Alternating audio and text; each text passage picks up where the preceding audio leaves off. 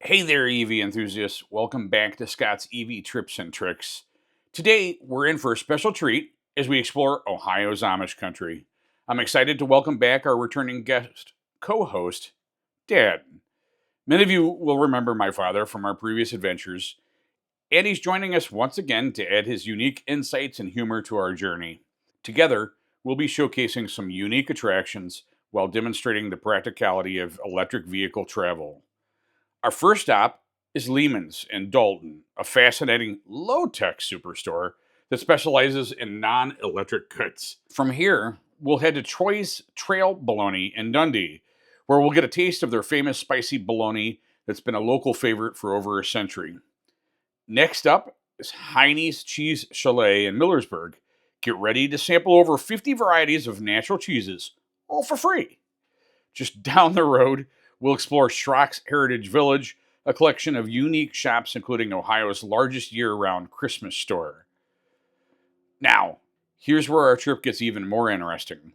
We took an off-tour detour to Vogt's General Store, a hidden gem that's been in the same Swiss family's possession since the 1800s. We had the incredible opportunity to speak with one of the descendants who shared fascinating stories about the store's rich history and its role in the local community. But that's not all, folks. We couldn't resist stopping at Berlin Leather. And let me tell you, this place is huge. Their leather collection is absolutely mind-blowing. I couldn't leave without treating myself to a beautiful and official Stetson cowboy hat. If you're in the market for quality leather goods, this is definitely the place to be. After our shopping adventure, we'll continue to Sugar Creek, home of the world's largest cuckoo clock. This impressive 23-foot tall clock comes to life every half hour with Swiss polka music and animated figures. After working up an appetite, we stopped for lunch at the Dutch Valley restaurant in Sugar Creek. This place has been serving up delicious Amish country favorites since 1972. While it started as an Amish restaurant, it's evolved to offer a wide variety of meals with a diner flair. They're well known for their mashed potatoes, noodles, roast beef, and stuffing, all nods to the restaurant's roots. I couldn't resist trying their chicken noodle soup and a Troy bologna sandwich. Dad had something delicious too, but you'll have to stay tuned to find out what he ordered. Our final stop is the Ernest Warther Museum in Dover, where we'll marvel at the intricate carvings depicting the evolution of the steam engine. Throughout our trip, we'll be keeping a close eye on the EV's performance, and at the end of the show, we'll dive into some analytics of our energy consumption. You'll be amazed at how much money we've saved compared to using a traditional gas-powered vehicle for this road trip. It's all about smart travel and efficient driving, folks. So I did have a couple of disclaimers that I wanted to put out there. Number one, I'm not affiliated with any of these locations that I'm going to talk about. They haven't given me anything for this video. I just basically wanted to preface that and make certain everybody understood that. Also, while I was recording, I often referred to the mailing addresses, the mailing address locations of these sites. So you might hear me mentioning Dalton instead of Kidron for Lehman's, or Millersburg instead of Berlin for Heine's Cheese Chalet and Schrock's Heritage Village. Keep this in mind as we journey through those wonderful destinations in Ohio's Amish country. For those relying on GPS or traditional maps, it's crucial to keep these location differences in mind. Now, let's embark on our EV adventures through the heart of Ohio's Amish country. Our first stop brought us to 4779 Kidron Road in Dalton, where we found ourselves at the doorstep of what can only be described as the low-tech superstore. Lehman's has been a fixture in this community since 1955, and let me tell you, it's grown into something truly remarkable. As we stepped inside, the aroma of freshly brewed coffee and home-style cooking greeted us. Dad and I couldn't resist starting our day with a hearty breakfast at their own on-site cafe. While enjoying our meal, we couldn't help but marvel at the sheer size of this place. Would you believe it? This store spans a quarter-mile long. Think about that. That's right, folks. You could spend hours exploring this 35,000 square foot wonderland. What makes Lehman's truly unique is its dedication to non-electric goods. Completely different than our EV challenge here. Originally catering to the local Amish community, it's now become a worldwide destination for those seeking a simpler way of life. As we wandered through the aisles, we found ourselves surrounded by an incredible array of practical, tried and true products for both home and garden. One of the most fascinating aspects of Lehman's is its structure. The store is actually made up of 4 pre-Civil War era buildings, all brought together under one soaring roof.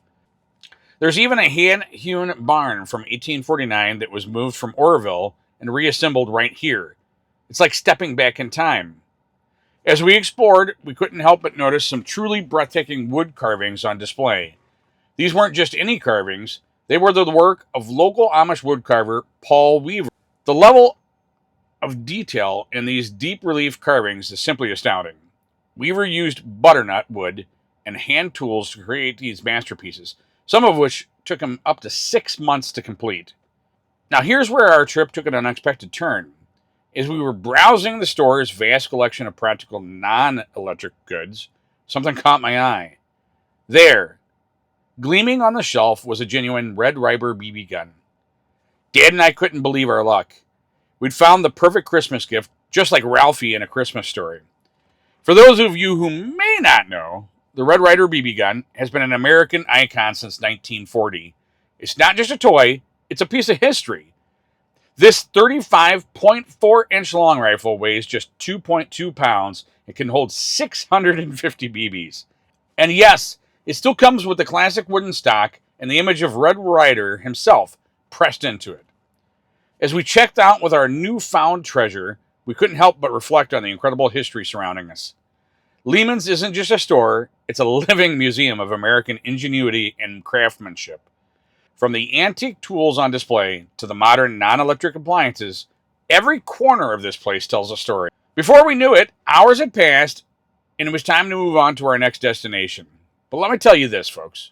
If you're ever in Ohio's Amish country, Lehman's is a must visit. It's more than just a shopping trip. It's a journey back in time and a celebration of simpler living. Stay tuned as Dad and I continue our electric vehicle adventure through Ohio's Amish country.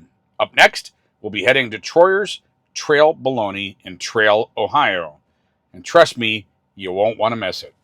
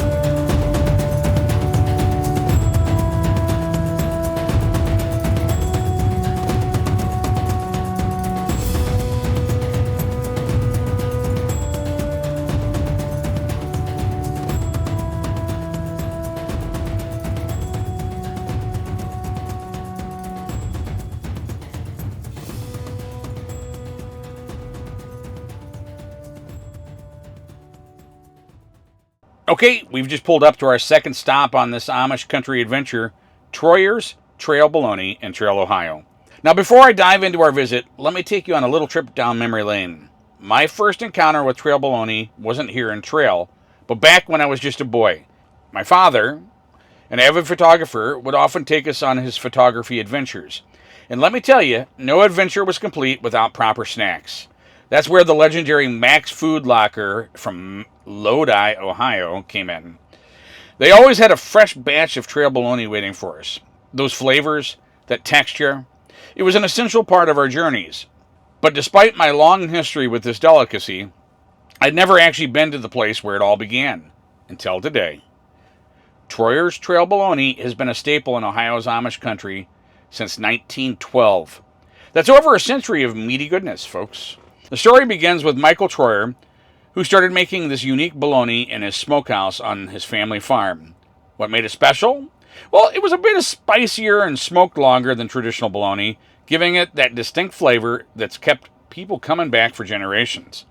As Dad and I walked into the store, the rich aroma of smoked meat hit us like a wave. It was like being transported back to those childhood road trips, but even better. The current facility, built in 1968, sits right where Michael Troyer's original smokehouse once stood. Talk about keeping it in the family. Now let's talk about what makes trail bologna unique. It's not your average lunch meat, folks. This bologna is made from choice beef and a blend of special seasonings, then slowly smoked over hardwood fires. The result? A firm, smoky sausage with a flavor that's hard to beat. But Troyer's isn't just about preserving tradition. They're also innovators in their field. While the original recipe remains unchanged, they've introduced new flavors over the years to keep things interesting. Dad and I couldn't resist trying some of these new varieties. There's the Troyer's Hot Pepper Trail Bologna for those who like a bit of kick, and the Troyer's Garlic Trail Bologna for the garlic lovers out there, and I'm one of them. One thing that really struck us during our visit was the sense of community and the family that permeates this place. The business has been passed down through generations of the Troyer family, each adding their own touch while respecting the traditions that made Trail Bologna famous. As we chatted with the staff, we learned some fascinating tidbits. Did you know that during the Great Depression, Trail Bologna became a valuable trading commodity in the area? Farmers would trade their beef for bologna, ensuring nothing went to waste and everyone had food on their table. It's more than just a snack, it's a piece of American history. Before we left, I made sure to stock up on both the original Trail Bologna and some of those tempting new flavors. Dad couldn't resist either. I think we bought enough to last us until our next trip. As we loaded our EVs with meaty treasures, we couldn't help but reflect on how places like Troyer's embody the spirit of American entrepreneurship. From a small family smokehouse to a beloved region icon, it's a testament to the power of quality, tradition, and a willingness to innovate. Well, folks, that wraps it up our visit to Troyer's Trail Bologna. Our next stop is going to be a real treat for you cheese lovers out there. We're heading to Heine's Cheese Chalet in Millersburg. Before we go, Dad and I are going to enjoy some of this delicious bologna. After all, we can't let our EVs have all the energy, can we? Folks, we just pulled into our next stop on this Amish country adventure. It's Heine's Cheese Chalet, with a mailing address in Millersburg, but actually located in Berlin, Ohio. And let me tell you, this place is a cheese lover's paradise. Now, I had to look up to make certain that I was pronouncing it correctly. So according to the internet, it's Heine's. That's what I'm hoping for, at least, that this is being pronounced correctly. As we stepped out of our electric vehicle, the Swiss-style chalet exterior transported us to another time and place. But the real magic happens when you step inside the cheese wonderland. Heine's Cheese Chalet, also known as Bunker Hill Cheese, has a rich history dating back to 1935. It all started with John de Walder, a master cheese maker from Switzerland, who brought his artisan talents to America in the 1920s. John, affectionately known as Hans, saw an opportunity in the growing cheese market and decided to put down roots in Ohio's Amish country. What began as a small family operation has grown into a third-generation family-owned company that's become a cornerstone of the community. The DeWalder family's commitment to quality and tradition is evident in every bite of their delicious cheese. As Dad and I wandered through the store, we were amazed by the sheer variety of cheeses on offer. Did you know that Heine's produces over 25 different varieties of cheese? They're churning out an impressive 50,000 pounds of cheese every week. That's up to 12 tons of cheese in a single day, folks. One of the most fascinating aspects of Heine's is their dedication to local partnerships. Just like in the early days, they still work closely with local farmers to produce their cheese. It's this commitment to community and quality that sets Heine's apart. As we explored, we couldn't help but be drawn to the expansive mural painted on the wall. This artistic masterpiece, created by Tom Miller in 1970, illustrates the centuries-old history of cheesemaking. It's like a visual journey through time, showing how the ancient craft made its way to Amish country. But Heine's isn't just about preserving tradition. They're innovators also. Back in 1970s, they became the first cheesemaker to produce yogurt cheese, a lactose-free variety that's still popular today. Now let me tell you about the highlight of our visit, the sampling. Heine's offers visitors the chance to taste their wide array of cheeses, from their award-winning traditional Swiss to unique flavors like their famous cheese fudge. It's a taste sensation you won't forget. Speaking of cheese fudge, Dad and I couldn't resist picking up a few varieties to take home. It's a unique treat that Heine's is known for, with over 10 different kinds and seasonal flavors. Trust me, it's unlike anything you've tasted before. Before we left, we made sure to stock up on some goodies. I grabbed a selection of cheeses, of course, and couldn't resist some of their intriguing cheese fudge. For my oldest daughter, I found the perfect souvenir, a cow cup. And to top it all off, I picked up a cheese-shaped candle. It's the perfect blend of quirky and cheesy, pun intended, to remember our trip by. As we loaded our EV with our cheesy treasures, we couldn't help but reflect on the impact places like Heine's have on their communities. From supporting local farmers to preserving traditional crafts while embracing innovation, it's clear why Heine's has been named Ohio's favorite cheesemaker by Ohio Magazine. Well, folks, that wraps up our visit to Heine's Cheese Chalet. Our next stop promises to be just as exciting, so stay tuned. Welcome back, EV enthusiast. Scott here with Dan, and we've just arrived at our next stop, the historic Vogt General Store. This hidden gem has been a fixture in Ohio's Amish country since the late 1800s. And let me tell you, it's like stepping back in time. As we walked through the door, we were greeted by a warm smile of an older gentlewoman, a descendant of the original Swiss family who founded this establishment. She graciously shared with us the fascinating history of her family and the store. The story of the Vogt General Store begins in the mid-19th century when a wave of Swiss immigrants made their way to America, seeking new opportunities and a better life. Among them was the Vogt family, who settled in this picturesque corner of Ohio. In 1885, they established this very store, which has remained in the family for over 135 years. As we wandered through the aisles, our guide regaled us with tales of the store's early days. She explained how it served as a vital hub for the community, providing everything from basic necessities to farm equipment. The original wooden floors creaked beneath our feet, each board seemingly holding countless stories of generations who've walked these aisles. One of the most intriguing aspects of Vogt's is how it's managed to preserve its authentic 19th century charm while adapting to changing times. There, nestled among vintage knickknacks, was a unique item featuring a picture of John F. Kennedy. And today, being November 22nd, 2024, exactly 61 years since that fateful day in Dallas, I felt a strange connection to this piece of history. Without a hesitation, I decided to give it a new home, feeling like I was preserving a small piece of American history.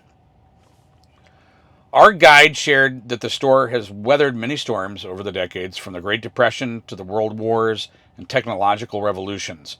Yet it has remained a constant in the community, adapting and evolving while staying true to its roots.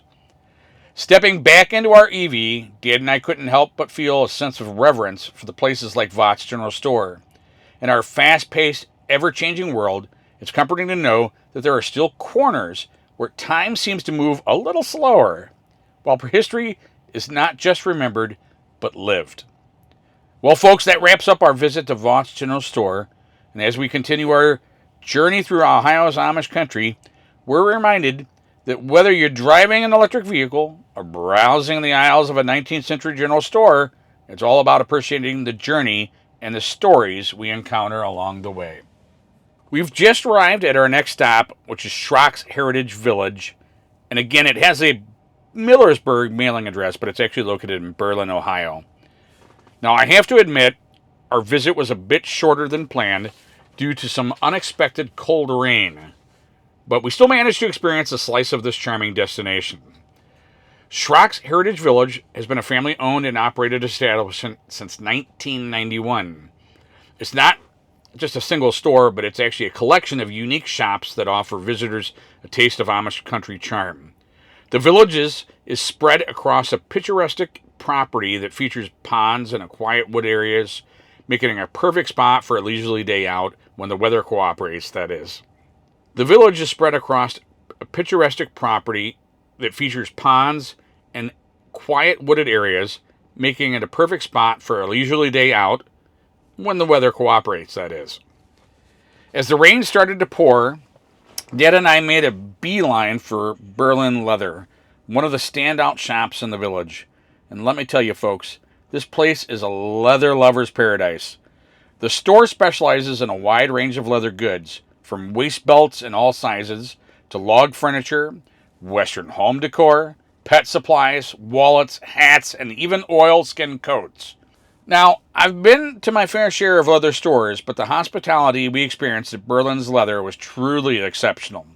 The staff were not just helpful, they were passionate about their products.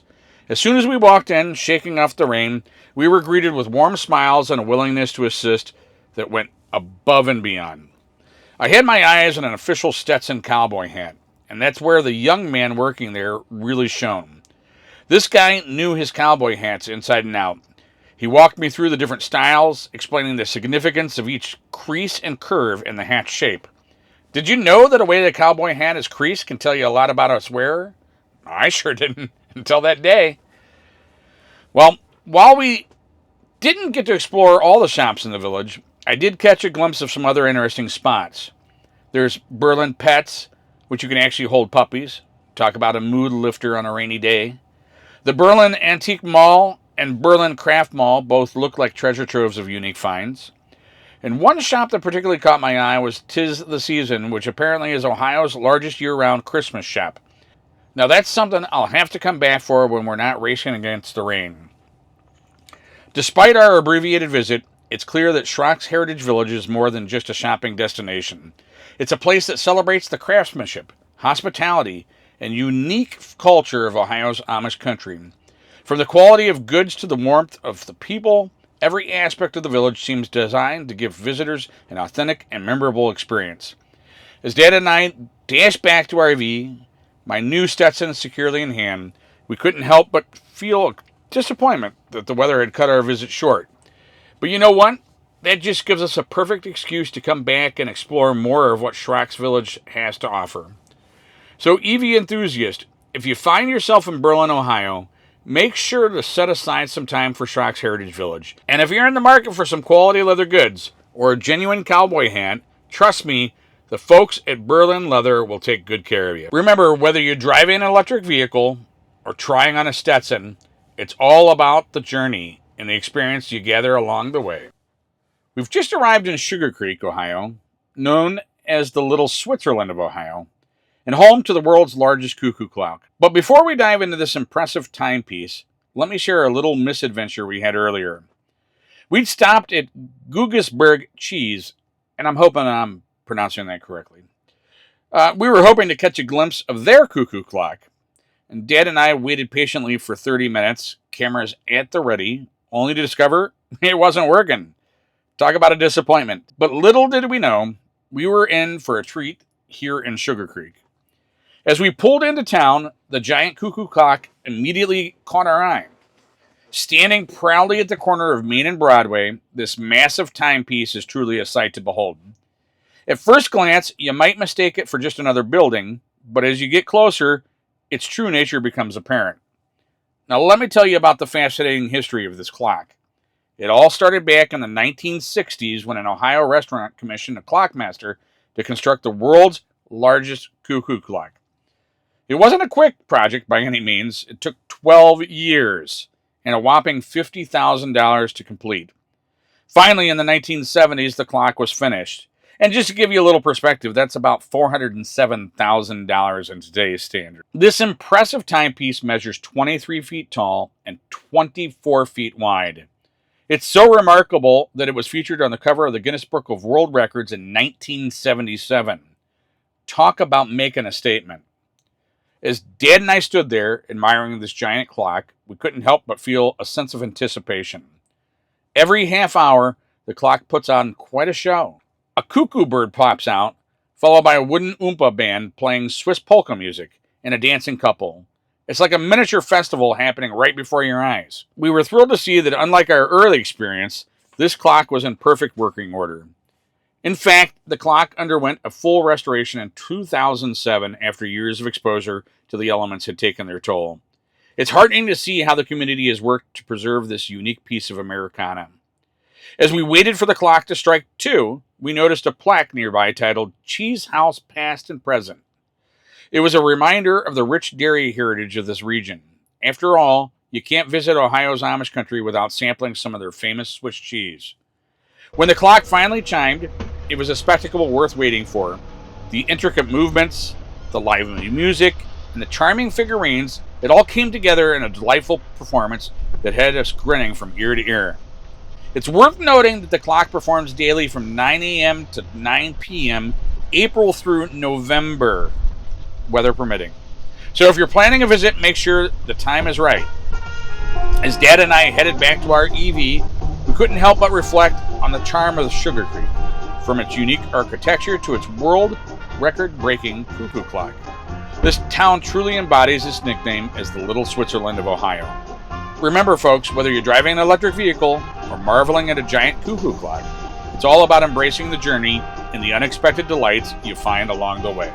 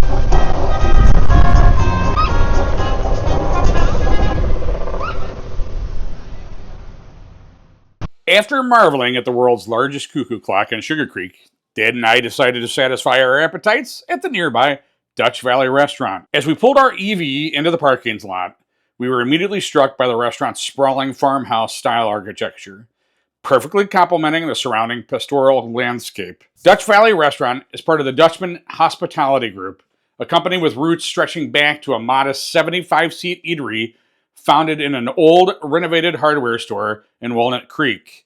Over the past 40 years, this acorn of a business has grown into a mighty oak, now encompassing 5 restaurants, 2 inns, 4 bakeries, 7 shops, and even a wholesale food supplier throughout Ohio's scenic Amish country. As we stepped inside, the aroma of home-style cooking enveloped us.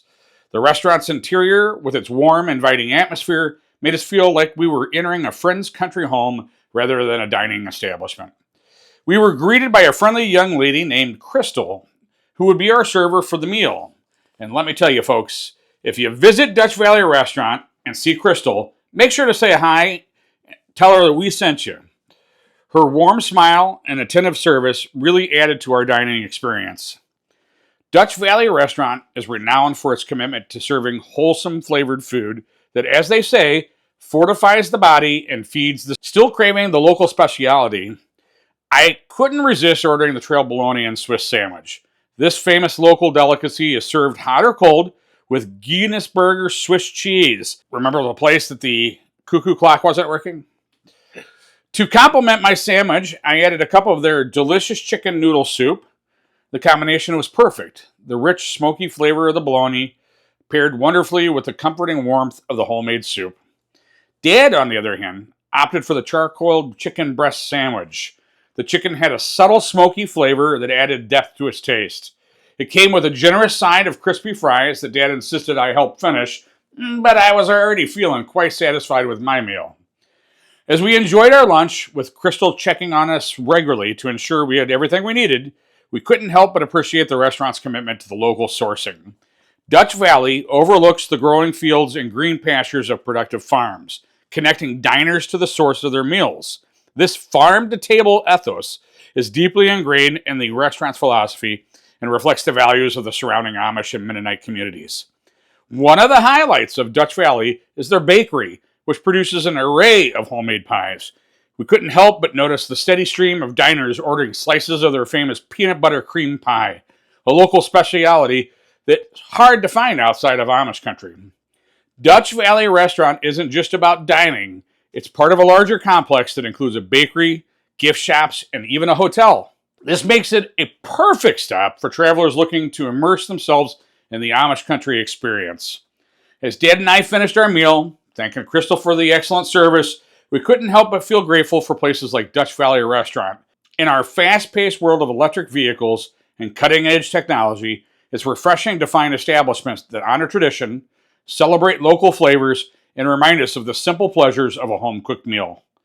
The restaurant truly embodies the mission to provide an experience that celebrates the traditional foods, simple comforts, and rural charm of the Midwestern Amish and Mennonite communities.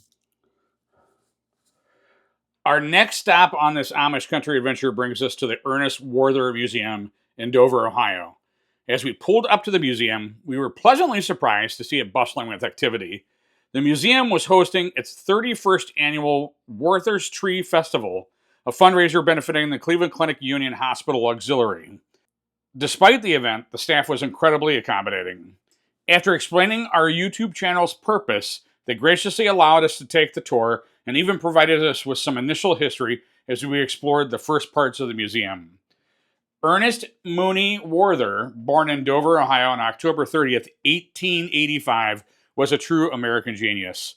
The son of Swiss immigrants, it was during his time as a cowherd that he earned the nickname Mooney, Swiss for bull of the herd. His life changed forever when he found a pocket knife in a dirt road. From that moment on, he never stopped carving for the next 82 years. Mooney's artistic journey began with simple whittlings, but quickly evolved into intricate masterpieces. One of his early works, the Pliers Tree, required an astounding 31,000 cuts and took over 2 months to complete in 1913. This piece alone showcases Mooney's exceptional skill and vision, especially considering his limited formal education. As we toured the museum, we were struck by the incredible detail in Warther's carvings, particularly his steam engine replicas. Mooney carved over 60 works focusing on the evolution of the steam engine, earning him the title of the world's master carver. My personal favorite was the rendition of Abraham Lincoln's funeral train, a poignant and masterfully crafted piece. Interestingly, Warther's talents extended beyond carving. He designed and crafted his own carving knives with interchangeable blades, perfectly fitted to his hand. This ingenuity led to the establishment of the Warther Cutlery, a famous business that continues to this day. The museum isn't just about Mooney's carvings, It also houses Frida Warther's impressive button collection, showcased in the charming Button House.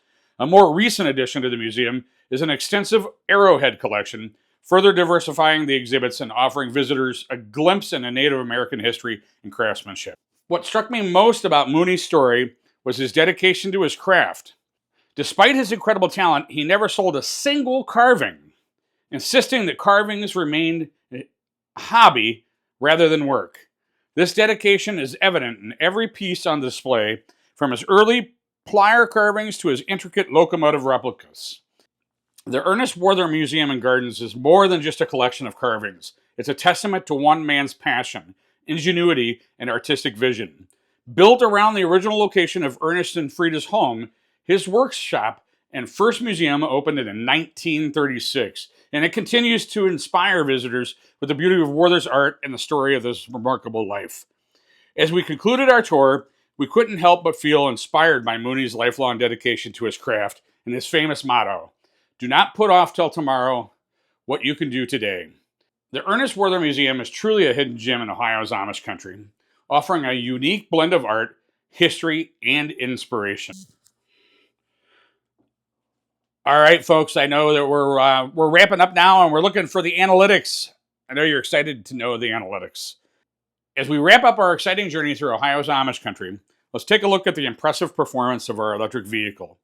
Our EV adventure covered a total distance of 234.29 miles, showcasing the range and reliability of electric vehicles for road trips. Throughout our travels, from Lehman's in Kidron to the Ernest Warther Museum in Dover, our EV consumed a total of 65.90 kilowatts of energy.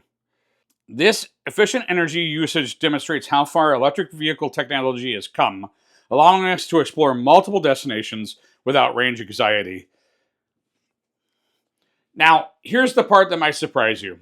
The initial electric cost for our trip was $3.49. We visited iconic locations like Troy's Trail Bologna, Heine's Cheese Chalet, Schrock's Heritage Village, and even saw the world's largest Cuckoo in Sugar Creek, all for less than the price of a fancy coffee. However, I should mention that after dropping off Dad, I did need to make a quick stop at the Tesla supercharger. I only charged what was necessary to get home, as the charger was costing a peak rate of 40 cents per kilowatt hour. While this is still much cheaper than traditional fuel, I was eager to get home where I can charge at only 5 cents. This additional charge added $7.87 to our total, bringing the final cost of our trip to $11.36. Even with this final adjustment, our journey through Amish country proves that you can enjoy a full day of exploration and cultural experiences without breaking the bank on transportation costs. The cost per mile remains impressively low, making electric vehicles an economical choice for both short commutes and longer adventures. Based on our trip analytics, the total cost for our electric vehicle journey was $11.36 for 234.29 miles. That translates to an actual cost per mile of 0.0485 cents. Let's compare this to the cost of operating a gas-powered vehicle for the same trip. According to AAA, the average gas price in Ohio as of November 26, 2024 was $2.89 per gallon. Assuming an average fuel efficiency of 25 miles per gallon for a typical gas-powered vehicle, the cost per mile would be approximately 0.1157. This means that our electric vehicle trip cost less than half of what it would have cost in a gas-powered vehicle. Specifically, the EV trip was about 58% cheaper than if we had used a gas-powered vehicle. This significant cost difference demonstrates the economic advantage of electric vehicles for road trips, even when accounting for higher cost charging stops along the way. It's clear that EVs can offer substantial savings on fuel costs, making them an increasingly attractive option for both daily commutes and longer journeys. As we continue to embrace electric vehicle technology, trips like these showcase the practical benefits of the EV. It's clear that electric vehicles are not just the future of transportation. They're a cost-effective and enjoyable way to travel right now, especially when you can take advantage of lower charging rates at home. Folks, stay tuned for more tips and tricks on making the most of your electric vehicle adventures. And this is Scott, signing off from Ohio's Amish country.